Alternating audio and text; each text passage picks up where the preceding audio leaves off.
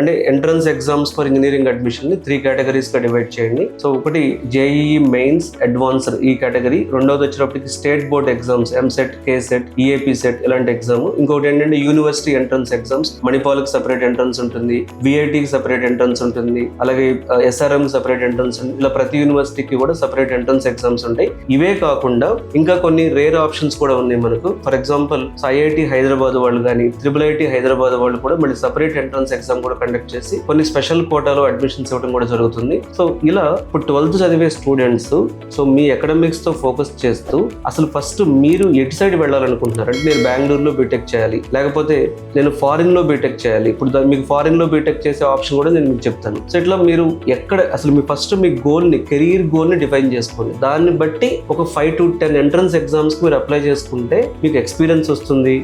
మీకు వచ్చిన స్కోర్ కి కన్సిడరేషన్ తో ఫీ డిస్కౌంట్ రావచ్చు, సీట్ ఎలిజిబిలిటీ పెరగవచ్చు. ఇప్పుడు చాలా మంది Manipal university entrance exam miss చేస్తారు, తర్వాత మణిపాల్ యూనివర్సిటీ బాగుంది జాయిన్ అవ్వాలనుకుంటారు. అప్పటికి ఎంట్రన్స్ ఎగ్జామ్ అయిపోయేటప్పటికి సో వాళ్ళకి మణిపాల్ యూనివర్సిటీలో జాయిన్ అవ్వాలనుకున్నా సరే సో ఆప్షన్స్ అనేవి చాలా లిమిటెడ్ అయిపోతాయి.